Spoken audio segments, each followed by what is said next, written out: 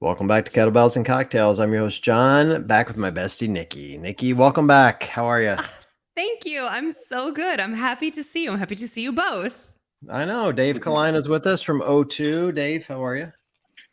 I'd also like to be referred to as your bestie. Can we do that on the next? You can No. only have one bestie. That's the problem. Oh One man, bestie at a time. You can be vice bestie, I guess. I I'll don't take know. You vice. can be a Nikki is much special more charming than me. assistant to the bestie. I will take Yeah. that.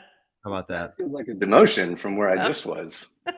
Special guest. But hey, as long as I get to be in the same room as both of you, then I'm good. You get to be in the same virtual room. Now we're talking. Yeah. Perfect. I love it. I love it. Nikki, how was California? It was great. It really was. I can't believe I'm saying those words. You said that I would, right? Because I was like a just big gross ball of anxiety when I was preparing to go. But it was great. It was, in all 100% honesty, like one of the smoother broadcasts that I've had in a while. I felt pretty good about my own performance, and I did not spend any time totally spiraling about being away from my family. So it was good. It was actually really good. I was laughing every time you'd come. I was in the games chat on the YouTube channel, Oh and every God, time I'm so sorry. no. Every time you'd come on, I'm like waiting to have to defend your honor, and I never really had to, which was good. People were fixated though that your jeans had holes in them. They thought that was really funny. There They was just kept going somebody that on was and on about it. Yeah, someone was collecting money for my gene fund, and I better be seeing that money. Anyone who's in the Kickstarter, Venmo, or GoFundMe, or wherever the fuck it is, please send it my way. Yeah, it's called Tashan, people. Well, but I do appreciate all the dads in the comments who were worried that I needed new jeans. No, it was good. Appreciate that. I thought it was good, and they did a nice job of like segueing over to you and having good commentary, and it was a good event, like competitive. It was It was really fun. I liked it a lot. I spent, if I could go back and redo anything, like I spent too much time stressing myself out while I was gone about needing to like pump and freeze my milk and what's going to happen when my kid doesn't have me for 6 days and he's still nursing a little bit, and like all that was like truly tweaking me out, but it ended up totally working out and being just fine, and everything was like working. My boobs were working, so it was fine. Did Matt take your kid to like a strip club or anything while you were gone? Oh my God, totally. Yes. I have to send, no, not literally, but I have to send you this picture. So Matt took Hunter up to Maine to spend some time with friends this weekend, friends who have kids. And they had like such a blast that I was like, okay, they clearly don't even need me around. Like they don't miss me at all, which was actually great. Like made me feel good. But Matt sent me this hilarious picture of like Saturday being for the boys for real, where it's like him and two of his best guy friends and Hunter, and they're all holding big tall boys and drinking cans, and Hunter's got his little face on the can, and you zoom in and it says vodka crush like right on the giant can that he's holding. I was like, perfect. Nice. Making him a man. Let's go. Whatever it takes. Right. How was it Orlando? It was good. It was warm. Not crazy that we were inside the whole time. I mean, I'm not even complaining about the heat. We were inside the whole time. Typical Florida. It had a real like a regionals vibe. Yeah. But like you guys have both been around for a while. You're both old, so like I was at regionals. I think the first regionals I went to was like 2012. It felt exactly like that. Like bleachers, relatively small. I mean, it was, there were plenty of people there, but Vendor Village was small, it was like quaint is maybe the nice way to put it. Yeah. And food sucked, but the competition was good, and I got to see some really fun athletes, and it was a good time. Crowd was great. So that's awesome. And Dave, you didn't watch it all. I didn't. I was such a bad CrossFitter over the weekend. It was terrible. Hey, what the hell, bro? Why aren't you watching? You had a busy weekend, though. Had a busy weekend. It was moving day, moving weekend. That's right. I know. So this was actually the first time in 10 years I didn't do Murph either. So I feel terrible on two fronts. And it just occurred to me too, like, so you've moved in with a new girlfriend, right? Just the deal. Yeah, so when we were at the games together last year, you didn't have said girlfriend, so we got a lot of time together, and so now it just occurred to me you're not gonna spend any time with me, and now I'm sad. Oh, come Well, on. Well, you started it with not introducing me as your BFF, so I guess it's true. this is my I'm clapping back. Well, you should be Oof. thanking me. Somehow that means I got you a girlfriend, so you're welcome. It's amazing what you did. Whatever you did, I mean, I very should be good. able to do it for someone. I might as well be you, Yeah, Mm. you know? that's right. Well, Dave, you get a pass on watching and on Murph because moving is Oh, the thank you. worst. It's the Moving worst. is the worst. I'll do Ugh. Murph at some point this summer, I think, when it's nice and hot and Oh, you didn't unbearable. even do It'll be Murph. perfect. No, you missed that part. I know. That's Yeah. why I feel terrible on two fronts. It's the first Oh, time in a decade where I haven't done Murph over Memorial Day. Wow, you've heard it here first. O2 does not like veterans. What the hell? Yeah. there we Burn. go. Actually, Hey, here's a fun David's a fact. huge supporter of the Big Fish Foundation, which is Oh, cool. veteran led Yeah, and I'm the really, really. executive director, dickhead. Yeah. Okay. Well, but you don't love podcasters, apparently. Well, No, it's a great charity. We're just giving them a shout out. I didn't realize we were going to talk about them, but they're a fantastic charity. You've supported them for a while, right? a while. It is. It's a fantastic organization to be part of. So it's run by one of my best friends out here in Boulder, Brian Chantosh, known as Tosh in the community. He's a very well-known, highly regarded veteran himself, and what this guy does by himself is nothing short of remarkable within the veteran community. And so he started the Big Fish Foundation a few years ago. We're now in the process of really formalizing things so we can magnify and amplify what Tosh has been able to do with the larger group of veterans over the course of the next 10 years. But it's something special, man. We've actually got our big annual fundraiser taking place this weekend. And that's going to be, I'm sure, parts of it live streamed on Tosh's channels and others. But we've got some pretty big CrossFit personalities that are flying into Boulder to do I believe it's a 32-hour, either 32-hour or 36-hour workout. Each of whom will be paired up with a veteran from a different military branch. dang. So you talk about things to be a part of, things to watch. That's a good one. I'm not missing that one. I'll be there live and in the flesh for that one. Heck yeah. Dave, I didn't expect to sort of go down this road, but I would really like to. For people who haven't heard of Big Fish, can you just give like the minute-long blurb on what the organization does? It's really, really special. So we basically provide pretty intimate, back to basics events for small groups of veterans to reconnect, with fellow veterans and in many ways with themselves, to help ease in the transition from military to civilian and ultimately to combat veteran suicide. And so the organization itself subsidizes, I don't know how many, I think we're approaching 30 this year, something like that, 30 different events, 30 unique events for upwards of, I think we're past 100 veterans served this year. And we're just getting started.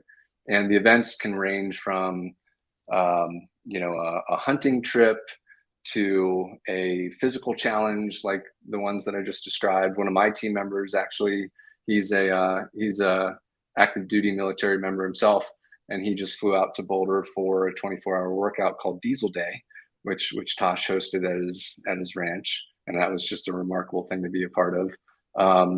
And so it always involves intimacy, community, a whole lot of Toshisms, and people always leave pretty exhausted mentally, physically, and otherwise, and with a whole new subset of best friends and a whole new outlook on life. It's really cool. Bigfishfoundation.org. Check it out, and tune in this weekend to our annual fundraiser, and we've got some big names participating that we're pretty psyched about. Who's going to be participating? So let's see. I am almost certain let me see if I can find a list real quick. I would, Talk. Can you come back to that I question can come for back me to it. in a minute I or can he come two? back said to it. CrossFit personalities, and like for a brief second, I was like, man, I didn't get an invite. And then he said 32 hours, and I'm like, thank God I didn't get an Thank invite. God. Yeah. No Yeah. chance I would have said yes to that. Yeah, it's been Well, kind of fun that I feel like the Big Fish Foundation has sort of become well known for hosting these kind of like Yeah. outrageously Right. difficult, long physical challenges. And Yes. it's been really cool to see veterans and sort of like members of the CrossFit community alike come out and put themselves to the test. Very akin to like kind of how we view the hero workouts that we do Yeah. in our community. Right. It's sort of this like Totally. blood, sweat, and tears notion, and also just surprise yourself by what you're capable Totally. of. And I think that's really, I think that's really special. And also, as someone I've been personally touched by suicide in my family, I think it's really difficult to talk about. It shouldn't be, but it is, and especially, especially in communities where emotions are difficult to talk about at all, i.e. military, also i.e. anywhere where predominantly men are gathering. It's really so very important to bring that type of conversation to the forefront, make it easy, make it not taboo, make it normal, and make it stop. You know what I mean? Like stopping suicide is just such a, man, it's such a mission across. So anyway, I'm feeling very personally connected with what you guys are doing, and I love to see it. Thank you.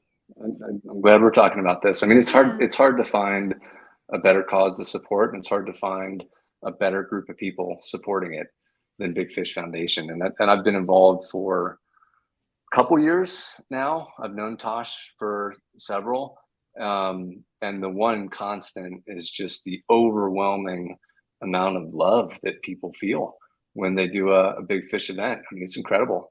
And like I said, there's always a physical component. There's always some, mental challenges. There's always some emotional taxation in the form of shared conversation. But people leave these events changed for life, and it's always changed for the better. So I'm excited for this one coming up this weekend. To answer your question, so the big names we've got competing, so to speak, we have Josh Bridges. Everybody knows Josh Bridges. Carlene Matthews. Oh, great. Miranda and Julian Alcaraz. So from the street parking crew, yeah. team. Brooke Entz. Great. Brista Mayfield and Connor Warman. Nice. Of those 1, 2, 3, 4, 5, 6, 7, of those 7, I only know Connor and Brista. I know of the others, and I'm sure they're all great people, but Connor and Brista are just two truly remarkable people. Connor's a coach at CrossFit Roots, which is where I train here in Boulder, and Brista is probably the toughest motherfucker that I know. and I think Tosh should probably say the same. And Tosh is a pretty tough guy himself. Cool. So it'll be great. It'll be great. That's awesome. That is awesome. How many boards are you on now? Just 2. Just 2? Well, 3 if you include my own board, but 2. You can't count the one you get paid for. You yeah. you're still doing Forging Youth Resilience, right? I am. Yeah, I am. We're wrapping up a big month. In fact, today is the last day that people can donate to our largest fundraiser of the year, called Ignite. And John, I think you've been involved with that a little bit. Yeah, that's another great organization. That. I did the workout. I crushed it. I was very pleased. I had year-over-year progress that made me happy, and we raised some money, so it was good. Oh yeah. Yeah. They always do great work. They do. I mean, that's so between the 2 that I'm on. Like those are the 2 things that I just think are such compelling causes. One we already talked about, and then Forging Youth Resilience. You're helping kids get access to CrossFit and other forms of group fitness training that they couldn't otherwise afford. And I think the 3 of us, and probably every listener tuning in, could speak to the huge benefits that CrossFit has brought, not only to physical fitness, but also mental fitness, emotional fitness, outlook on life, community. And this is such a cool organization to be a part of, because we're giving that to kids who need it. Yeah, it's pretty remarkable. Yeah, does all those things. I often think, what kind of a mess would I be without? I mean, I'm already a mess. Imagine how bad it would be without CrossFit. Like, just imagine, it would be horrible. It'd be so bad. Wow. You I know, don't I'm even right. want to think about it. I know. I'm telling you, it really would though. Like, all jokes aside, it's like I just think of, like, I was talking to Tom, my gym partner, and I was driving into the gym on, I guess it was Monday for Murph. It was beautiful here. Like, we have never had better weather for Murph. It was like Nice. 75 degrees, not a cloud in the sky, like light breeze blowing. Like, it was just gorgeous. And I had the top off my Jeep and music blaring. And I just had like this euphoric feeling driving in. I don't know if you guys ever get that, but sometimes, like, driving in the gym, I just get like this kind of sense of euphoria, just like total happiness going in. And wouldn't have that. Like, that's just such a kind of a beautiful thing to know you're going in and you're gonna be spending time with your friends, and your body does get, you know, dopamine from doing Mhm. this. It gets fired up and ready to Yeah. go, and it's such a I game tend changer. I tend to get that on the way out of the gym. Yeah. on the way Yeah. on the way into the gym, I'm like, oh God, this is gonna suck. Yeah. On the way You into the know, gym, I I get the can't wait. nervous poops. I know. Yeah. John, I Mm. guess you're just a seasoned veteran. I didn't get that from Murph, but I did halfway through the first run, and that's a bad time to get it. It's a really bad time. Oh, ouch. Oh, it made Murph really rough. And I made rookie mistakes this time, which I don't normally do. So it was a rough Monday. Oof. What were your mistakes? Well, so I've been running more, so I've been training for some other stuff and really kind of pushing my fitness lately. And so I'm like, I'm going to test the run. I'm going to push it to see if my running's improved. Right. So, I call it a mistake. Like, I was testing something. The mistake was it didn't work. So I get to the half mile mark. You can't even make this up now. Let me put it in context. The run at Sugar Falls CrossFit is downhill to start. It's a half mile downhill, and then you're half Oh, mile back uphill. No, that's not oh, fair. bummer. No, no. That sucks. And this year I decided to do it without a vest. I've done it with a vest for the last 3 years. I've kind of reached all my Yeah. goals vested. I'm like, what I wanted to do this year was do it unvested, push the run, finish, and then cheer the rest of the class. That was my plan. And then I was going to stick around for the second class and cheer them on too, right? And so I get to the half mile mark. Tom, our partner, had gone all the way down to like kind of mark the half mile for us, so we knew where to turn around. And I'm leading the class, so I like take out like a bat out of hell, and there's no one in front of me. And I had I wear this Apple Ultra watch when I'm running, and I didn't set it for run. I set it for high intensity training, so it's not giving me a run pace. That was mistake number one. So I have no idea how fast I'm running, none. And I've never run this course before, even though this is my gym. I've never run a mile. No. I've never run the mile course. Like, we always do 400-meter splits, So anyway, so I'm hauling ass down the street, and it's beautiful out, and there's nobody in the street. So I'm literally in the street running. I get to the half mile mark, high five Tom, look at my watch. It says 3 minutes. No. Oh, shit. And it was at that moment I knew I had fucked up. I'm Damn. like, Oh shit. because now I got to go uphill, right? Yeah, right. And then I don't know if it's just the nerves or the fact that my body realized what had just happened, and my heart rate like just jumped, Yeah. And anyway, I came in on the run at about 7:20. I want you to keep in mind, I walked for about 30 seconds at some point. So my pace was in the sixes somewhere for that first run. And I just walked in, I grabbed my knees, and I'm like, I'm going to be here a while. And I Wow. was there for a while doing just rounds of Cindy. And, normally I could knock out one round of Cindy in 45 Yeah. seconds. They were taking me minute 15, minute 20. Yeah. And so that middle portion took a lot longer than it should have.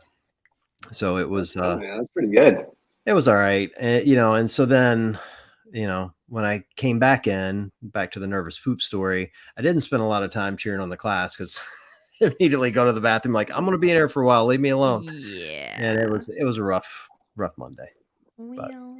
But it was fun. And then, then I did get to come out and cheer on the class and see others. And, it's a good community. We got a lot of veterans in it, and everyone was there cheering everybody else on. Everybody worked really hard, and it was fun. So That's great. Yeah. You got a great team out there. Yeah, Jen and Tom both are pretty our amazing. start of superhero summer. Actually, what we're doing this year is we're Yeah. doing yeah, so 15 hero wads every Friday. So Murph was the first one, so we'll actually do 2 in the first week. But 15 hero wads this summer, 1 each week, culminating with a 9/11 workout in September.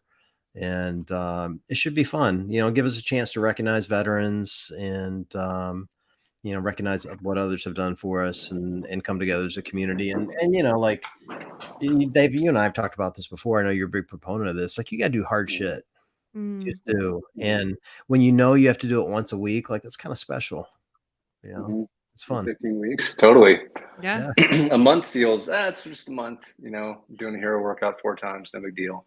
Yep. But 15 weeks, that's an endeavor. Yeah. And you know, it's not like Jen, you know, Jen does our programming. It's not like she picks the easy ones. You know, like, there are no easy ones. yeah, it's like Zeus is in there. And I don't know if you've ever done Zeus, but that thing's a monster. Manion's in there, like just some really, really tough workouts. And so I'm looking forward to it. It'll be my first year doing it with them. So fun. You and Jen and Tom should all come out to Boulder and do a diesel day.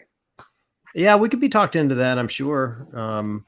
You know, we're always kind of looking for new things to do as a group and gel as a team. You're a good team builder. It's coming together. It's coming together really well. I mean, they both do such a great job in the community. And, you know, I feel like I'm just now starting to fit in, if that makes sense. You know, like it's really starting to become, you know, like I'm becoming part of that community, you know, so it's cool. So, yeah, it's very special. Do you guys have a favorite hero wad? How about it, Dave? What's your favorite? My gut reaction, ironically, is Murph. I would say that's fair. It's a good one. The one that I didn't do this past weekend. The Hot Shots one's pretty great. That's a good one. Yeah. Yeah, Murph is great. That's always one of my favorites. I'm looking at the list that we have coming up because I've done several of these. Laredo is one that I really like because it's a lot of running, a lot of body weight stuff. So it's not too, it's not too dissimilar from Murph. And it's again, if I'm remembering right, I think it's 6 400-meter runs, and in between that, you do 25 reps of lunges, air squats, and push-ups. I think I'm right about that. And so, you know, it's a decent workout. Like, it takes time, you know, it's in the 20-minute mark. Hot Shots is a really good one. We're going to do Zeus on this list, and that's a really hard workout. I like the ones that challenge you mentally. Like you know what I mean? Like, it isn't about how many reps it is. Like, you really got to think about what's coming up next, and you can't screw around. You know, like, you can screw around a little in Murph, and I love Murph, but you know, it's Cindy and some running, you know, and body weight. I like the ones you're like, oh shit, I got to lift something heavy now. Like when I'm exhausted, you know, that's when it gets real, like really, really real, when you start suffering. Agreed. You know? Yeah. So, what about you, Dave? I don't mean to just plug Diesel Day and all the things that come with it, but that's a tough one. That's a 24-hour grind. Yeah. Well, that's the thing. Like, you got to do hard stuff. You got to do hard stuff, right? And that's I did my first Diesel Day in October of last year, and it was perfect timing because I had some hard shit unfold over the course of that month and the following, and it just better prepares you for the real world shit that happens. Yeah. You know, just doing things voluntarily that are hard on a regular basis. And I found it brought me closer to the people that I did it with. And I think that, you know, John, you and Tom and Jen and a handful of veterans from Chagrin should come out and do a Diesel Day. Nikki, same goes for you. And maybe bring that husband of yours, you know. It's just a great thing to be a part of. He would actually crush. Matt would do a really great job with that. I would watch. Hey, let me tell you, here's the thing about having to do hard stuff like that. Like, we've talked about this on the show before. We won't get into too big detail, but I have moments with ADHD where it leads to anxiety and depression, right? It just happens. And you can't control it. It just shows up. You just wake up one morning and you're like, like, I'm going to feel like shit today.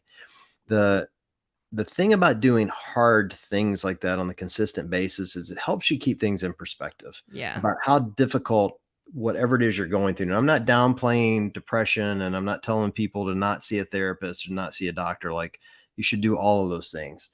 But when I started at Chagrin Falls CrossFit, we do hard workouts every Sunday. When I mean hard, they are brutal, like an hour-long AMRAP every single Sunday. And Jen is mean. Like, she programs some mean shit. But it puts life in perspective. Like, you can suffer for an hour and you're like, I got through that. Maybe I can get through this next hour of how I feel. Like, maybe I can dig myself out of this hole. Now, you should still go see a doctor, still get therapy, still talk to others and listen to your doctor. But I'm telling you, doing hard things makes everything else really seem different. You know? I think too, it helps me specifically with time. Like, time domains are so weird and interesting in CrossFit, right? Like, time goes by so fast or so slow, depending on what you're doing. But I'd never felt so connected to time until I started CrossFit. And so it very much puts hard things and hard feelings and hard moments in perspective. It also puts time in perspective, where I might have been dreading something or the duration of something. And I'm like, wow, I can really, like, I can get through an hour-long Murph. Yeah. I can get through this hour-long flight. Like, I have flight anxiety. It's a great perspective, right? Or whatever. Exactly. This meeting, this whatever is stressing me out. I always thought that my relationship with time is forever changed ever since I started CrossFit, and 7 minutes of burpees has never felt like a longer period of time in my life, right? That's exactly. 7 minutes totally can feel eternal or blink of an eye. It's so interesting. You know what else helps with flight anxiety is mimosas. And Xanax. Both of that's the name of the podcast. But I think mimosas and Xanax. Welcome back, everyone. Yes. Both of those points ladder up to the conversation we were having earlier about the benefits of CrossFit outside of the gym, or just the benefits of doing hard things voluntarily outside of those hard things. I don't know many people who, like you, John, really look forward to their CrossFit workout. I haven't had that moment of euphoria on the way to the gym. I certainly had it after the gym. But, if you're voluntarily doing something that you don't want to do on a regular basis and it sucks, and you show yourself that you can make it through and come out just a little bit better on the other side, then everything else that you have to do, whether you want to or not, in life, like sit through a presentation or an hour-long flight or whatever, just becomes so much more manageable. So much more manageable. For what it's worth, my favorite hero WOD is Glenn. Okay, we're doing that in Superhero Saturday. You are? So yeah, it's on the list. It's a solid one. It's 30 clean and jerks, mile run, 10 rope climbs, mile run, 100 burpees. Oof. Yeah. So I hadn't looked at it. I wish you hadn't told me what it was. I got you. You think of me when you're doing it. I'm sure that'll help. Or hurt. You might throw up. Not totally sure. What is Zeus? I haven't heard of Zeus before. Oh, I have to look it up. I did it a long time ago. All I remember is it has really heavy back squats in it at some point, and they're from the floor. It's been a long time. Like, I know what you're talking in the early days. I got it. 3 rounds for time. 20 wall balls, 30 sumo deadlift high pulls, 30 box jumps, 30 push presses, 30 calorie row, 30 push-ups, and 10 back squats at body weight. Yep. 3 times. Yep. Oof. Yeah, back in my early CrossFit days, we just relished doing dumb shit. Like, it wasn't about doing hard. It was just like, what's the worst thing we could possibly do? And none of us were in like great shape at that time. Not that I'm in great shape now, but I'm in pretty good shape now. In those days, I wasn't even close. And we'd come in and do Zeus, just for no reason other than it just looked really hard. Yeah. And it was terrible. I don't remember how long it took. I just remember it was forever, absolutely forever. But anyway, when did you start, John? When did you start doing CrossFit? How'd you get into it? I started in 2011. I was coaching my kid's soccer team. She, at the time, I guess, would have been, how old was she? She was 7 or 8. I think she was little. And if you've ever coached like a 7-year-old soccer team, man, it's a blast. Like, they're not playing soccer. They're out there picking flowers and shit. And And the guy that was coaching it with me was, we daughters the same age. And we were just hanging out one day, watching these kids practice. And he's like, hey, what do you do for fitness? And I'm like, oh, I'm the fittest man alive. I do P90X. I was so proud. I just wrapped up 90 days of P90X. I thought I'd like cured cancer. And he's like, P90X was hard. It was hard, but it was just a different thing. It's like all body weight and, very little weights. And I'd lost a bunch of weight. I was skinny, but I thought I was super fit because I could do a ton of push-ups. And I love Tony Horton, so I'm not slamming P90X, but he's like, hey, you got to come try this new thing called CrossFit. He's like, it's just like P90X, but on steroids, which to this day, I still think is really ironic. And so I'm like, all right. So I roll in there on a Saturday, convinced I'm going to show them how fit I am. And, I very smartly did not eat breakfast. So that was a plus.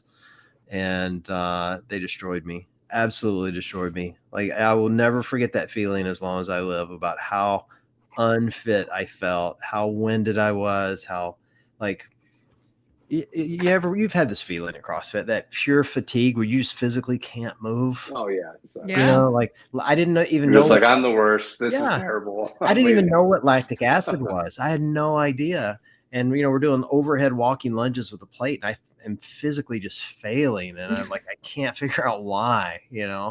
And this workout that today I could do in like 12 minutes or less took me 33 minutes. It was just ridiculous. Dang. And the coach is like, all right, well, he's never coming back. And I'm like, no, I'll be back Monday, because I'm that guy that's like, nothing's going to beat me.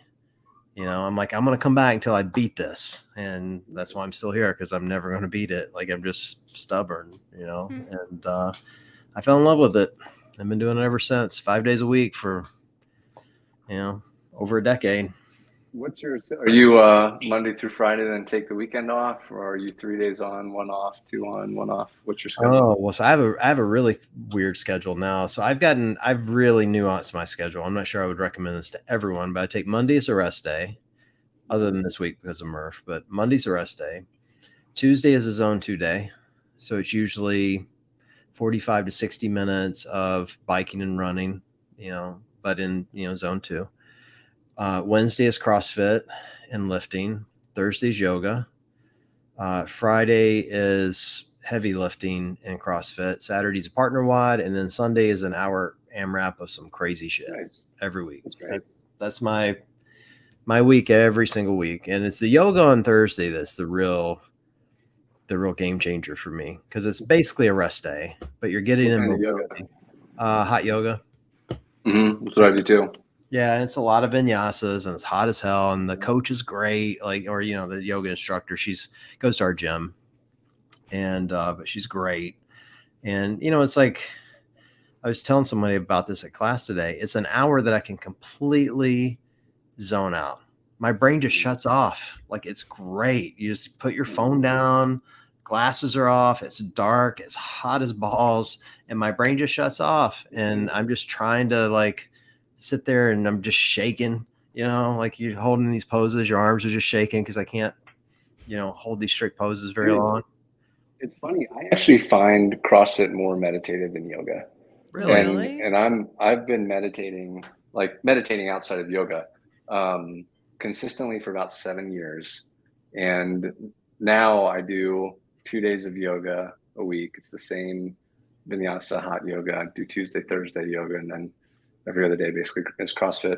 But I find CrossFit more meditative than yoga, because in yoga, you got plenty of time to think about whatever thoughts you want while you're holding that pose. That's why I hate it. That's why I hate it. Right. Well, if you're on, power clean number 25 out of 30, you're not thinking about anything about, outside of getting done with 30 so you can get on with the run that's coming next, So it's, in that way, for me, it's much more meditative in a sense, because I just can't think about the normal day-to-day bullshit that I can usually think about, or at least enters my head when I'm either meditating or, in yoga.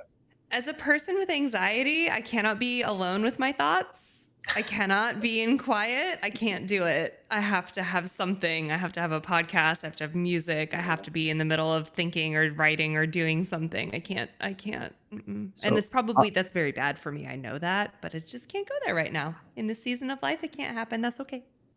Well, so here's what I think has done it for me. I need to talk to Tamara's our instructor. I need to talk to her about this because I think this is what's done it. Two things. Number one, I've done it for an extended period of time. So now that I've been in there for a while, I'm kind of in that zone, you know. But she plays really great music. And the one thing I have learned over this time is like I've quit comparing myself and looking at others, and I'm only focused on myself. And now I'm listening to the music. And because it's a practice, as they always call it, you're doing your own practice. You don't have to sit there and hold a strict down dog. If the music's playing and you want to sway to the music, sway to the music. Yeah, you know, cool. if you want to do something. So I listen to the music and I just zone in on it. And I'm still listening for her, you know, that whatever she's telling us to do. But I'm probably maybe swaying a little bit too much. But man, I'm telling you, my brain gets off. It's great. You're the sweaty bald guy in the back having a little dance party by himself. I'm on the front. I get in the front, bro. I am not ashamed. I get right up front. Have you guys watched Ted Lasso yet? Not the season finale. If you spoil it, I will drive to Rhode Island and kill you. Swear to God. No. I'm 3 episodes behind. I actually watched the entire thing because I had been wanting to watch it for a while, and I saved it for my trip out to semis because I knew I was going to have 2 6-hour plane rides and probably some downtime in my hotel in between. So between last Wednesday and today, I am only 3 episodes behind. I watched all 3 seasons on this trip. So nobody say anything. That's remarkable. Yeah. All I was going to say was the thought of you two doing hot yoga a couple of times a week reminds me of like the old ladies that Roy Kent has over to his apartment to do hot yoga once a week because they don't know him. And then they watch like basically like British Love Island and drink wine spritzers. I love it. That's you guys, right? Perfect. Thanks for that comparison. I'm just going to down this bottle of tequila sitting in front of me. I'm one of like that's allowed. I'm one of like 3 guys in this class for whatever that's worth. It's not like all women. Yeah, I bet. But it's good. And I think CrossFitters should do yoga. I really do. I agree totally. We should. We absolutely should. Yeah. I definitely feel enough time on mobility. You know? I'm not spending any time on mobility. Forced into it. Yeah, I'm not spending time on mobility. I'm going to pay a yoga instructor to make me feel inflexible, and I'm going to try to do what they're doing. That's what I'm doing. It's great. I'm basically doing hot yoga up here in my office all summer because there's no air up here and it's hot as balls. I know. Well, you need to fix that. Hey, I used to do you remember back in the day, there was, I'm blanking on the name. It was Kelly Starrett's thing before it became the Ready State. Oh, Supple Leopard. No, Supple Leopard, but it was the YouTube channel. Daily Wad or what was it? Mobility Somebody Wad. help. Mobility Wad. Yeah. Mobility Wad. I would do that religiously. Yeah, that was when I like first started CrossFit. And it was cool. Like every time I'd be like, man, Kelly Starrett seems like such a cool guy. What a cool CrossFit personality. Love to meet him someday. And now I'm like, Kelly's awesome. He's my dude. I was just on the Kelly Starrett and Juliet Starrett podcast last week. Yeah. You know, it's so fun how approachable these these real people who just happen to be fitness celebrities, like you two, for example, are in real life because we share this common bond that we all love. Yeah, his teachings were so fundamental to the very first gym where I went and where I started coaching, and where like the very first gym I went to, the gym had just opened and it was the only CrossFit gym in the area. There was no on-ramp. There was just the first wave of members to ever come. And so much of what the owner and head coach was teaching us at that time was rooted in that, like the fundamentals of not only lifting and CrossFit, but also mobility. And she imparted a lot of that when she was coaching me to be one of her coaches as well back in the day. That was friggin' 12 years ago at this point. Yeah. So we've lost our way, you guys. We need to bring it I know. back. I agree. I do have, I set a summer goal to get back into the mobility game. I'll be a happy Ready State user because I feel like it's even with yoga, like what you get in yoga, it is mobility for sure, but it's different. It's a different type. It's working different muscles in different ways. But I think by and large, we as a community just don't get enough good old-fashioned mobility. No, because it's boring. It's like eating your vegetables. I know. I want to like clang and bang and lift heavy shit and watch people like who doesn't, for sure, work out so hard that they almost puke. Well, that's the fun part. Yeah, absolutely the fun part. Speaking of, were you going to transition what were you gonna I was going say? to transition to semifinals. What were Me you too. say? What the Oh my God, that was the perfect segue. Okay, you go. What were you going to say? Well, I was just going to ask you how it was, since I was, in a truck all weekend. Watching the competition was so wild because it's an insane, like, wide open field, right? Left, women, and right, men's, women's, and teams. And there were like some serious upsets over the course of the last 2 weekends. Because seriously, like, lots of people who, and not everyone could qualify at all, right? Because you looked at all the fields were so insanely stacked. Yeah. But I just, like, I'm still coming to terms with some names that I assumed that were going to be at the games who are not going to be at the games, and it's wild. And everyone who qualified for sure, like, sure as shit deserves to go. It's just not everyone was going to go, and I'm still like, my jaw is still on the floor. Who were your biggest surprise? What were you surprised by? Yeah. Gui Maieros out of Brazil. I'm bummed. Like, I love watching that dude lift. I love watching him perform. He's an awesome guy. He's a big personality, and he's only getting better and fitter and stronger, but so is everybody else. Yep. And I have a personal connection to him because I was sidelined for age groups for a long time at games. And so I feel really particularly connected to the kids.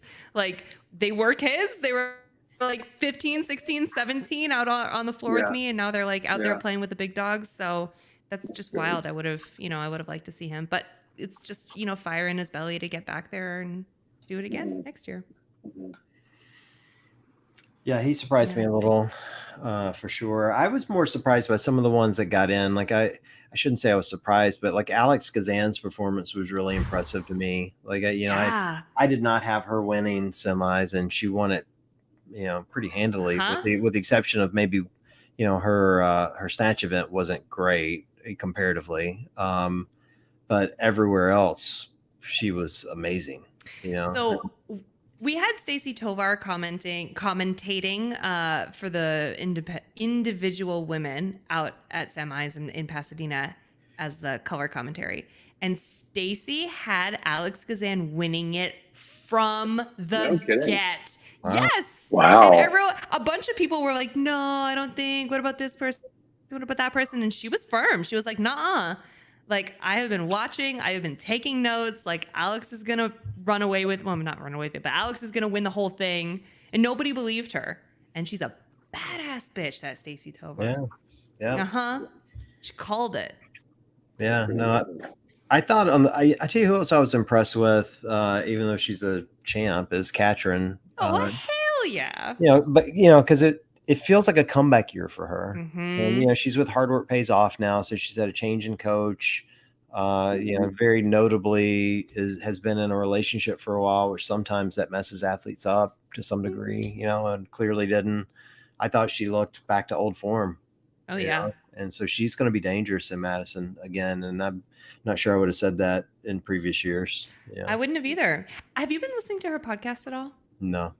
Her podcast with Annie is some of the closest that I have felt to both of those women in a really long time, and just their insights, their willingness to open themselves up and share themselves and their mindset and where their hearts are at. And just it feels like she's really free, and Good. I think that has an impact on everything that we do, and her athletic performance. That's great. Is part of that. I agree, though. I wouldn't have said that. I would have said she's going to qualify. They're going to take 10 women, but I wouldn't. I didn't have her second in my mind either. 100%. Yeah, that was good. And then anybody else on the women's side?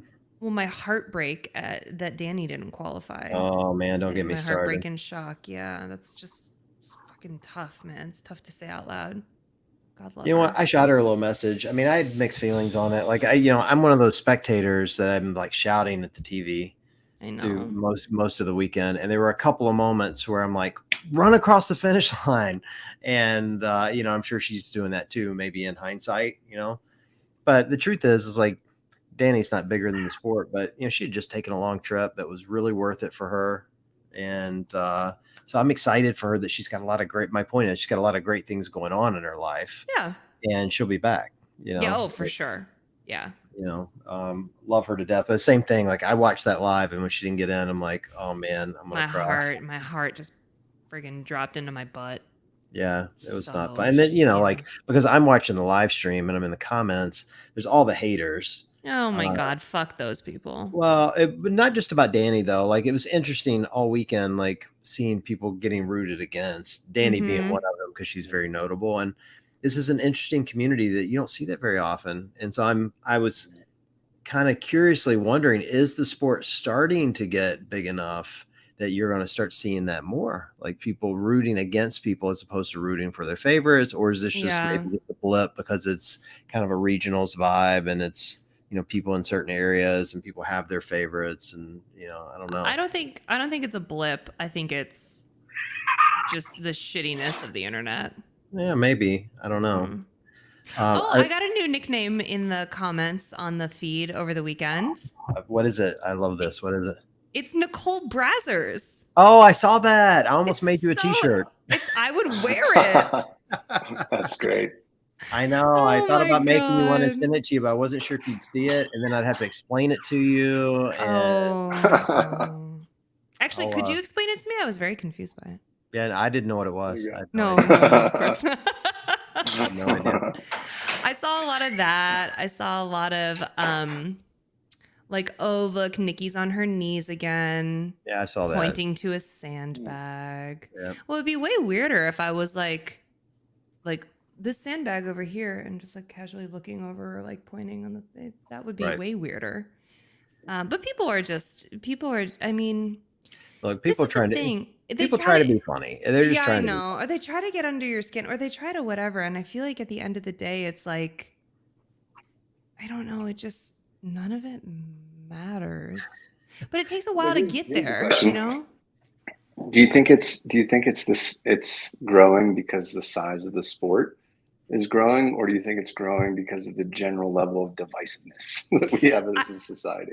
I think it's growing because the general. Here's why I think it's growing, for two reasons. One is that like shitty people will always exist and have always existed and whatever. But I think it's growing because societally we've kind of just made it so okay to be an absolute asshole on the internet. Yeah, that sucks. We've entered an era where it's like we're not shocked at all by what we say to one another anymore, and there are no repercussions, and it's just sad. It's like people don't want to be themselves and make content and put themselves out there in a world where that is so. It helps so much to connect us and to allow people to express themselves and whatever. And people don't want to do that because there's so much backlash on things that don't even matter. And it's dumb. The anonymity factor just sucks, like I feel like if people had to reveal who they really were, they'd say things that, aren't quite as dickish because nobody wants to be perceived as an asshole in real life. Well, I have a different viewpoint on this lately for a couple of reasons. I think on this CrossFit space, I think CrossFit's drawing in some of this with some frustration of the community in the way semis was laid out. Like some people want the stream to be different, or they don't like the comp or whatever. And so I think it draws in some of that a little bit. I'm not blaming CrossFit. I just think that's kind of the nature of the beast, right? Like when you have frustrated people are going to do frustrating things. However, to your point, Dave, of, if people had to expose themselves, think of it like this. I listened to a comedian say this today, and it like really struck me interesting because I do this. When you're in your car and someone cuts you off, you're like, fuck you, buddy. And you like shout at them. But if you were in an elevator and somebody bumped you, You would never do that. No way. Right. There's no repercussions in your car because you're going to keep driving. But when you're side by side, you have to be civil. Yeah, exactly. The internet's no different. When you're in a chat room, you're in your car driving.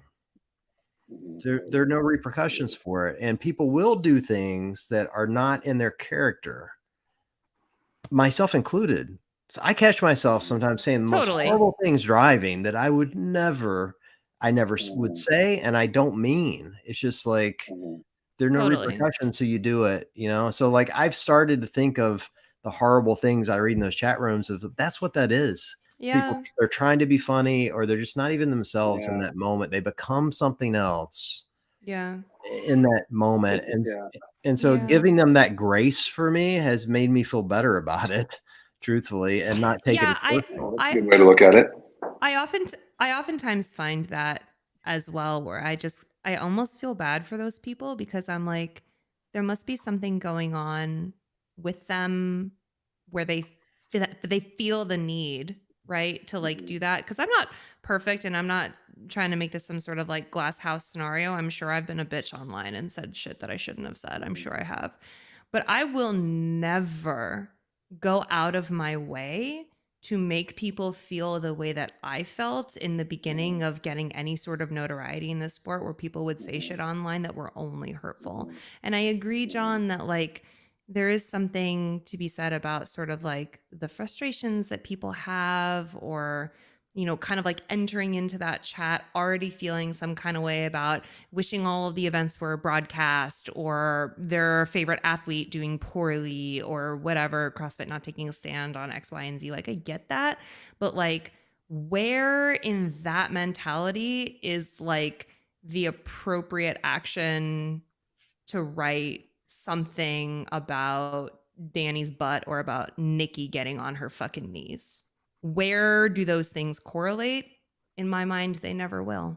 They just won't. Well, if you want to get on there and like bitch about whatever, be like, this fucking sucks, CrossFit fucking sucks for not doing this or not doing that, like that's different in my mind. It's just it's not comparable. I mean, what's the principle? Don't say something behind somebody's back that you wouldn't say to their face. I think that's a pretty fair and straightforward thing that, you know, people ought to be following, but just don't seem to have the gumption to on the internet. Well, I mean, look, I'm not defending these guys. I just, or, you know, or whoever, guys, women, you know, I don't know if you don't know who they are, you know, it's all faceless, but, you know, I think the reality is there's also, you know, we've got strong opinions, Nikki. We've made strong opinions on this show, and I'm sure there are people that disagree with those, and this is an outlet for them to have a say. Against, you know, we have a large platform. I have a very large platform, and I'm sure there are people out there that I'm sympathetic to. They're like, this asshole doesn't deserve his large platform. And every time I say something they don't like, they want to rebut, and they don't have a way to rebut it. And I get that. And so this is their way to do it. And I respect that. Like, I mean, I don't, you know, respect the meanness, but I understand it, I guess is my point. And I don't know, like, I'm at the point now, like, it truly doesn't bother me. I wouldn't have talked about it tonight had you not brought it up. And now I'm going to make your Nikki Brazzers t-shirt, but 10 out of 10. You, ironically. Yeah. 10 out of 10 will wear them. And actually, we should, do you think other people would? Should we get Tupu to make them as we could. We get Tupu to make them. Right after the community over everything t-shirts, then we'll do the Brazzers one. We could probably get sued at that point. I think that brand is pretty strong. Yeah. Hey, that's when you know you've made it, is when you get a lawsuit. True. Yeah, when you start getting cease and desist, that's the way to do it. Yeah. So I don't know. You're right. You are right in that respect. Yeah, I don't know. It didn't bother me too bad, to be honest. And, you know, the only part that was weird for me, I said this offline, is that, and again, I'm going to take this back to CrossFit, where I think there were some glaring holes in the way this coverage was done. And one of the big glaring holes was the chat wasn't moderated. That is so interesting. It's insane. Yeah. It's insane that you would allow anyone, myself included, to go into the chat and talk about athletes in a way that's not respectful. It just is. Or in this case, talking about the people calling, you know, they're talking about you. Mm-hmm. Like, if a moderator could have stopped that. Yeah, that's interesting. You know, like, this is their brand that is now online forever. Like, that chat's live forever. You can go back and see it. Love that for us. Yeah, I mean, I guess that maybe they could go back and delete it, but, you know, my point is like, it's just one more thing where you're like, man, come on, CrossFit, like get it together. No other professional sport would allow this to happen, you know? So they'll figure it out eventually. Whose cat is vehemently agreeing with you? That's mine. I'm like, that doesn't sound like Bean. Hey, where is that cat? Here, do you want a special cameo? Yes. From Bruce Wayne? Here. This is Bruce.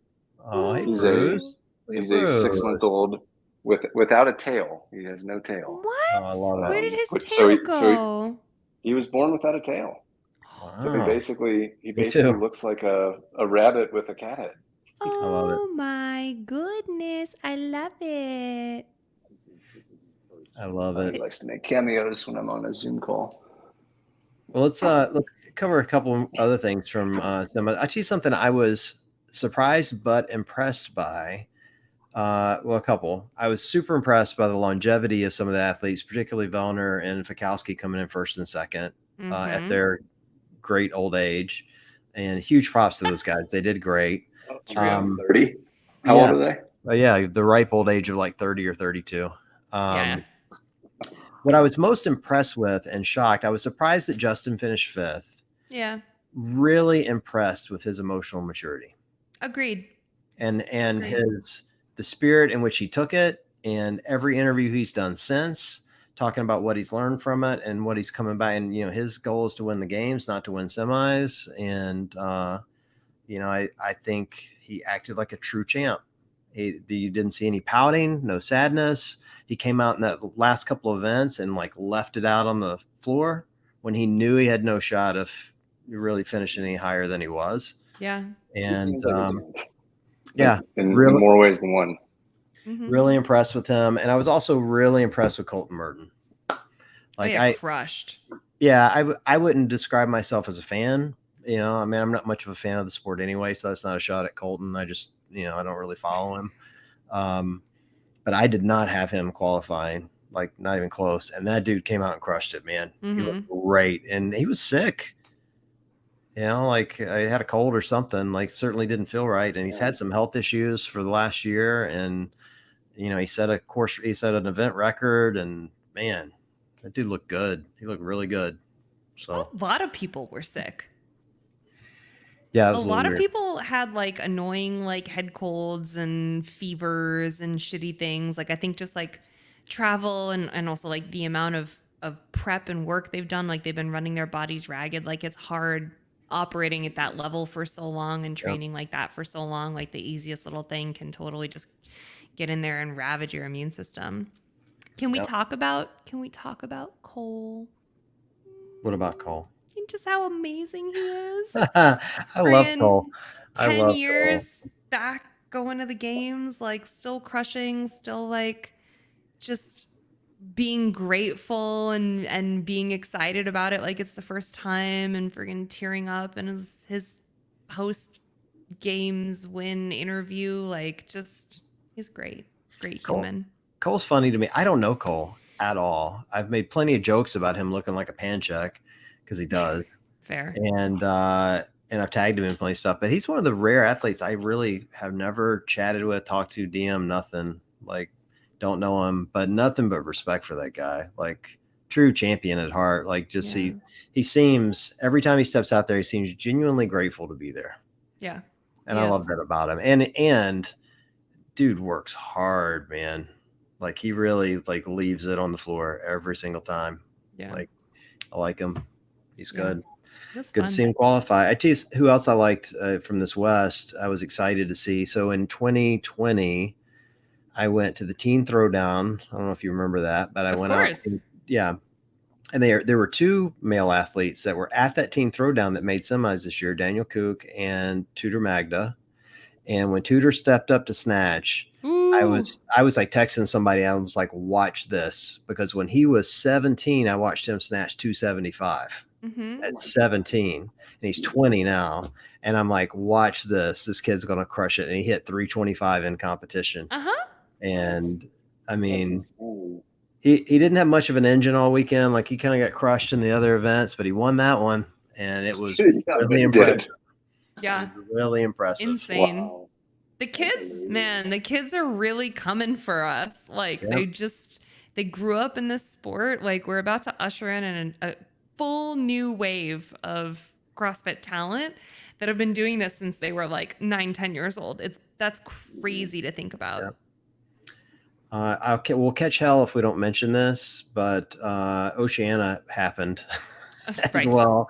I didn't watch it, but super excited. Jay Crouch is a buddy. I've known that guy forever. I love him. He is literally hysterical and can drink a ton of beer for whatever that's worth.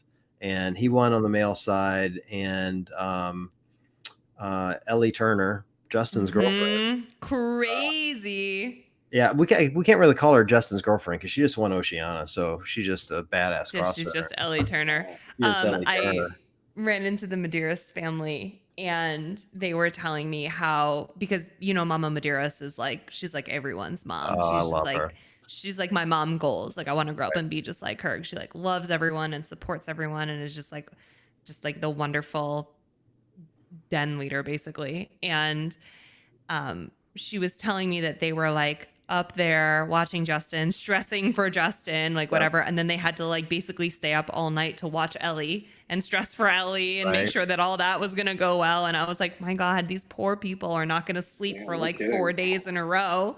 And they're just only so stressed out about their kids, basically. Like, I messaged her a couple months ago when I went to the Arnold in Columbus. And I ran into Justin. He was doing a meet and greet, and there was no one in line for Justin. No one. And it was Justin and Dan Bailey. So I'm like, well, damn it, there's no one in line. I'm going to get my photo taken with them, right? Yeah, mostly because I just wanted to see how tall I was in comparison, So I stood what a dick. Yeah, stood in the middle and towered over them. And so I go over and I say hi to Justin. He doesn't know who I am. And I was so hurt.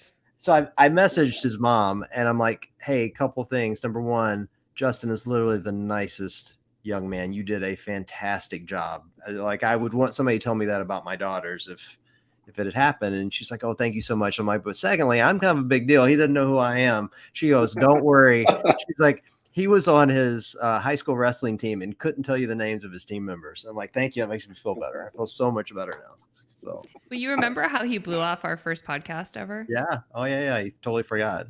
That's not fair. He did not blow us off. We were in different time zones, and he did not like realize that when we first set the call. Yeah, 100%. And we rescheduled, and it was like absolutely not a big deal. But then their family at the 2020 games, the weird games, right, where it was just us in the bubble and like 5 athletes, like left a gift at my hotel for me where they could not see me because we could not pass things off to one another because we were in a bubble. So it was like left at the desk and disinfected and then given to me in my room.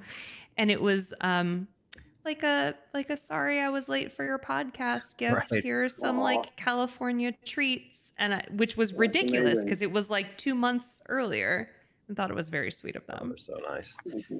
And then I was like, Justin, thank you so much for the present. And he looked at me like I was insane. And I was like, Mama Medeiros did that. Got it. I tell you, the other parents I ran into, I ran in Orlando, again, kind of under the nicest parents ever, were Emma Carey's family. And we've had her dad on the show. And so I ran into him and Mike, and we were just kind of catching up. And they're so humble. Like, she was killing it. And I'm like, Emma's going to win this thing, right? And he's like, oh, Lord willing, we're just happy to be here. I'm like, happy to be here. She's killing it. Like, she's so good, Just for my kid, I'd be shouting it out the doors, But they're just so humble and so nice and just such a great family. And it's one of the many things I love about CrossFit. There's like, this kind of this tight knit community, and getting to know the moms and the dads and the families and seeing the support they get is really cool. So it's fun to see them. Yeah. And she is really just like. No, go ahead. Am I on a delay? Sorry. No, you're good. Go ahead. I was going to say, it really is just like some of the nicest, sweetest, most humble people across athletes and families and the community, I feel like, does that. Except who? Oh, no, now she's on the delay. Now she is. Go ahead, Nikki. Except online is what I'm guessing. Yeah, Yeah. that's what I was. That is No. exactly what I said. No, I was going to say, except for Paige Simmons' family, I ran into them too, and I love her mom so much. Her mom's like, "We're drinking. Where are we meeting for drinks?" You know, like Hell yeah. I love them, and She's a Buckeye, right? Paige Yeah, Simenza. I think she was an Ohio State hockey player. Yep. Wasn't she? Yeah, she's well, of great. course, she's awesome, and her family's awesome. Yeah, terrific family. Obviously, absolutely terrific family. So. Anyway, we're not really covering all the athletes. I thought all the events were great, and I'm really excited about the ones that have qualified so far. We got Europe coming up, but so I won't stay up for that. I'm gonna have to read it after the fact because I'll be in bed when that's going on. I'm sure, most likely. I think they're ahead. Oh, I'll be sleeping in then. I don't know what the time zones are. I can't even count kilos. Why should I be required to watch this? You are not required to watch it. Okay. Simple math. 6 hours generally if you're on the East Coast. Well, hey, before we wrap this up, speaking of new and fun and exciting things, Dave, you have new cans. Dude, we do. We have new. It's funny. We have new cans and we have new hydration mix, both of which are awesome. And my own personal can supply was completely wiped out over the weekend. Love it. Well, I guess it was last weekend. My brother and his wife came up to visit for their first vacation since they've had kids, and they had their first kid in 2020, COVID baby, and we may or may not have imbibed, and we may or may not have done a lot of physical activity while we're out here. So perfect combination for O2. And so I was like, man, I gotta bring an O2 on the show with me. I'm probably gonna mix a drink with O2, since kettlebells and cocktails, maybe some orange mango and tequila. I'm like, shit, I don't have any O2. So as much as I'd like to show you those cans, people just have to go to drinko2.com to see them. But as any scrappy, resourceful entrepreneur, I do have one packet of our brand new hydration mix product. What? And the flavor is peach pear, and it's delicious. It's got over 600 milligrams of electrolytes, 1 gram of sugar, and unlike liquid IV, you can drink it and actually enjoy it, right? Versus some of these other hydration mixes, oh my God, what am I drinking? But I am prepared fully to do a live, first of its kind mixed drink with this peach pear and this bottle of tequila that's sitting in front of me. I was going to tell you to dry scoop it, but tequila's probably better. So do the maybe drink. We can just snort it. I mean, they'll just snort it. Just snort it. What could go wrong? Snort it and follow it with a shot of tequila. I'm sure your board of directors would love that. That would look great. Hopefully they're not watching a show of this, of this caliber. Whoa. I'm kidding. They don't have great taste in podcasts. That's what you're saying? That's right. Are you going to be at the game? Are you guys going to be at the games this year as a team, or are you just going by yourself? Yeah, it's a good question. I think we're trying to sort through that right now. Like a lot of companies, we've had to pull back on budget this year for things like events and for things like sponsorships. We're still a proud partner of the CrossFit Games. We're the official sports drink of the CrossFit Games this year and next. But I think our presence this year is probably going to look a little different than what it looked like last year. Last year we handed out over 100,000 free cans of O2. Right. And I can tell you we won't be doing that this year. Fair. Yeah. Look, all I care about, Dave, is you handed out a tray of shots of tequila. That's all I care about. If that tray's still there, we're good. That's all that matters. Dude, we're solid. So I didn't say I wasn't coming to be the tequila jockey. I just said that we weren't handing out truckloads of O2. But yeah, we'll be there in some capacity. We have a presence there that is yet to be defined. But O2 will be a part of it, and we're proud to be a part of it. All right, good stuff. So I've got the hydration mix ready to be mixed. I've got my fancy O2 shaker bottle. Have you you've never done this before?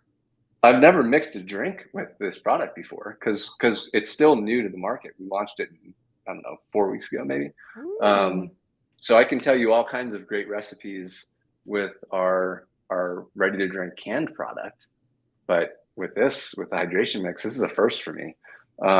So I got tequila, and it's the Rocks brand of tequila, Terramana, which is actually pretty Love. It's very good. Fun fact, that's the fastest growing spirit in U.S. history. I knew that. I saw that. Yeah, the Rock's going to be everything that guy many touches times over at this rate. Right. The Rock, if you're listening and would like to enjoy an O2 on me, you got it. Just the one. He's not handing out any cans at the games, but he'll give you the one can. I could give him a case. I think I could give the Rock a case. I know. I'd even do a variety pack so we could try all 4 flavors. I don't know if he's a big fan of kettlebells and cocktails, but you never know. Maybe. You never know. All right. So I've got my tequila in here. I'm going to mix it with the Peach Pear Hydration Mix. Can we see it? Is hope it's it good. Clear? Is it pink? Is it cute? Oh, it's clear. Looks like a margarita. It's got a little. Nice. Looks like a margarita. Splash of lime, courtesy of my wonderful girlfriend, prepping all this for me. Fancy. Unpacking the limes from the boxes. Exactly. That's exactly right. I know. And the fancy spherical ice. Did you see that too? Yeah. Yeah. I saw that. Yeah. Okay. Give us the verdict. Oh, that's good. Is it? Yeah. I was kind of hoping he was going to spit it out like Ted Lasso spitting tea. I would tell you. You guys know I would tell you if it wasn't good. I just can't. No, I must you not would. tell lies. Yeah, no. I would for sure. But that's actually delicious. I'm pretty pleased with that little live creation. Yeah, that's awesome. And so people can purchase this now. It's available on your website. Sweet. It's available. Yeah. It's it really is. Like, I know I'm biased because I'm the founder, but it's a really great product. And the fact that you can mix a hydration mix product with alcohol and have it taste good, dude. I'm gonna brush these shoulders off right here. Hey. Look, you guys make great product, Dave. I'm not just saying that because you're on the show. I mean, your stuff's great, but the thing I love about O2, we led the show with this, is like not only you guys make great product, but you're constantly giving back, and I think that's a really, really special and cool thing that you don't see a lot. These, like, every time I read the news these days, it's it's always companies are woke, or they're doing like all that like kind of negativity. And you never really get the stories of the companies that are really putting support behind the things they believe in. Mm-hmm. And that's what I love about you guys. Like, you've picked a couple of charities that you personally really believe in, and you're all in. And that's really cool, special. It's the best part of my job. I mean, before O2 was even a concept of a drink, I created an LLC called the Live Well Collective that subsequently became O2's parent company. And the whole intention was to create a company that I would be proud existed, and that society would be proud existed. And now I get to do that. And it's awesome. And I get to work with people I love and partner with people I love and do cool shit with cool people like you guys. So it's a great thing. That's great, dude. Well, I'm excited to see you at the games. I'm not drinking at home, by the way. So like, I'm jealous watching you drink tequila. What were you having? I thought you had a beer in your hand. That's a non-alcoholic beer. It's BrewDog, non-alcoholic. Yeah. Nice.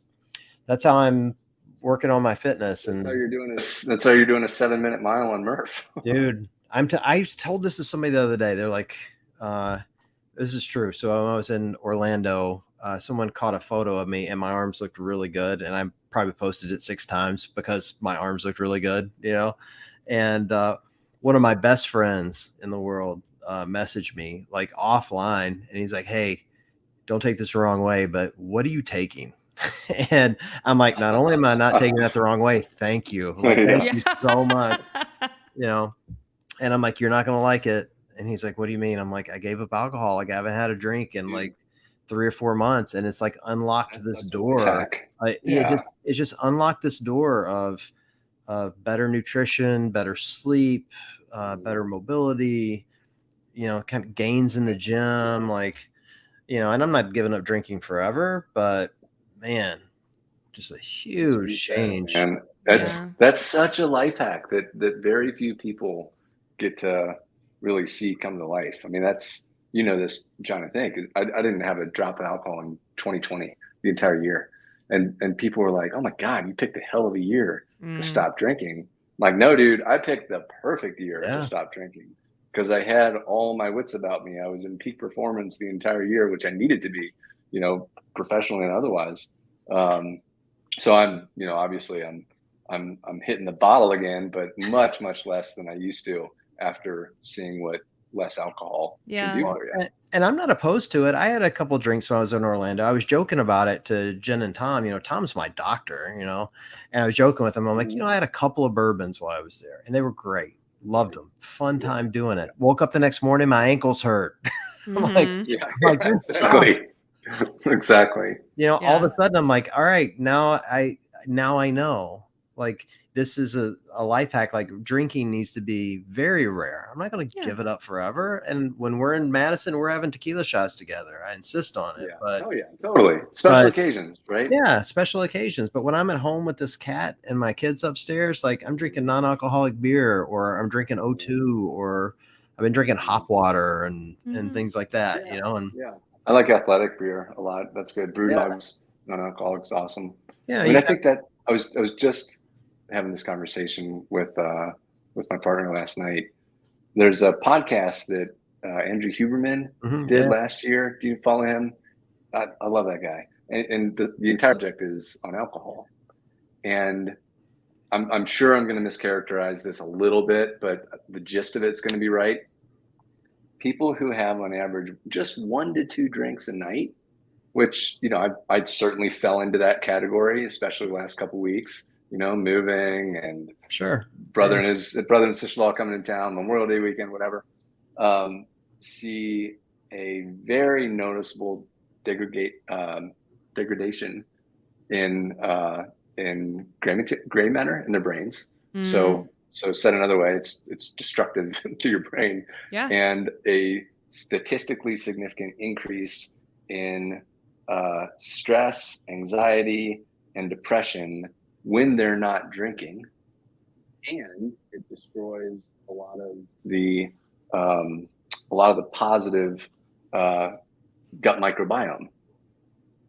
So it's like, when you take those 3 things into account. Oh, by the way, you don't have giant arms that look awesome like John. It's like, shit, what am I doing? Why am I like, special occasion, I'm here with you guys having a cocktail, but man. This is not a good thing. Well, for me, I got really sick there around at the beginning of the year, end of last year, all the way through to Wadapalooza. And I was only well, like, during Wadapalooza, and then got sick again. Yeah. And so I finally was like, look, I have to get my immune system in order. So I just gave it up. And what I found was, when you're drinking, it brings you up. Even though it's a depressant, like, you get that dopamine and you get, like, this, again, kind of that euphoric feeling. You feel really good. And then you wake up the next morning, you kind of feel like crap. And so you're kind of on this roller coaster of emotion and general well-being. When you quit drinking in the short term, everything comes down. Everything. Including your sense of euphoria. So you don't feel great. You actually get a little depressed. It's probably the wrong way to characterize it, but it's almost like a sadness. But then after a couple of weeks, you start to climb, and every level comes up. So where before, you're losing sleep, you're got a hangover, you're creaky, all that stuff goes away. And now all the levels start to climb. And all of a sudden you're like opening all these doors you couldn't open before, and you've got true. Yeah, it's a really, really interesting. And so all of a sudden, after, about 60 days of this, I'm like, why have I been poisoning my body for so long? And I wasn't like, I wasn't drinking a fifth a night. Like, I was the same thing you were describing. Like, 1 or 2 drinks, 3 or 4 on a Friday. Yeah, sure. It's like, all of a sudden I'm like, man, like, this is a lifestyle change I can get behind, because for sure. People are always going, what do you take? Like, should I take creatine? Should I take beta alanine? I'm like, all I have to do is not have something, and I do this, done. Like, I get to wake up Saturday morning, Sunday morning, feeling awesome. Get a head start on the day. It's pretty potent. It's a very easy, manageable life hack. And it's funny, like, just hearing you describe that is 100% accurate. And it also reminds me of a Whole30. Like, most of us have probably done a Whole30, or at least talked about it or heard about it. And they describe this, the first couple of weeks suck because, you're constantly irritable and, your dopamine's down, whatever. I think that's probably because alcohol is not allowed. Yes, part of it. So a lot of people are probably just detoxing from having no alcohol, And then you start to detoxing feel from awesome. Yeah, true, and all the processed bullshit for sure. Bullshit, But I guarantee that part of that struggle in the first couple weeks and the euphoria on the back half of that whole 30 is just the byproduct of not having any alcohol. Yeah. And that's something that's so healthy to do every now and then. Is just go 3 or 4 weeks without booze. See how I feel. Yeah. You know? Yeah. I haven't been able to drink much for the last 2.5 years. That's very true. But I totally agree with what you guys are saying. And at the same time, there are just nights when I need a fucking drink. And I find that the more that I abstain or just pay attention to it, the less I need when I really just want one fucking drink. I can just have one and that's enough. As opposed to if you're kind of in the habit, which is also fine, no shame. When I'm in the habit, because it's not, it's not like I'm not this person too sometimes. Sometimes I need more than one, or I need a variety of, or I need something stronger. Totally. So that's kind of the benefit of, to me, being like, all right, I don't do this often, so I don't need much. That's kind of cool. I just think you start to learn about yourself. Like for me, it was I drinking because I wanted to drink, or was I drinking because I was bored? It's that boredom. In 2020, it's boredom, we were all habit, fucking right? Bored. Yeah. We're all fucking bored. But honestly, growing up in the Midwest, Nikki, remind me, where did you grow up again? Boston. So I was in the Midwest, and John is certainly now in the Midwest. Yep. And I'm guessing the same was held true for Boston. It's just what you fucking do. Oh, absolutely. Friday There's and no Saturday social roll around. Setting. Yeah. You just booze it up, right? Yep. Like it's just par for the course, whether you're going to a bar or you're going to a house party or you're at home celebrating the fact that it's Friday night. You just drink and you often binge drink. And it's like when I stepped away from alcohol in 2020 entirely, it became so clear how much of that activity was just driven by momentum and habit.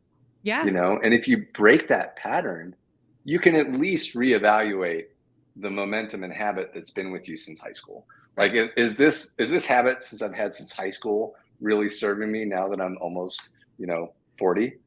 Probably not, or at least it's worth a reevaluation. And that was super helpful for me. Yeah. Well, as I sip this delicious peach pear and tequila cocktail. Well, and I'm jealous. Like, and that's the thing. Like, if we were together, I'd be drinking one with you. That's the thing. Yep. Like, and that. Well, we can do that in Madison. Yeah, we will. Yeah.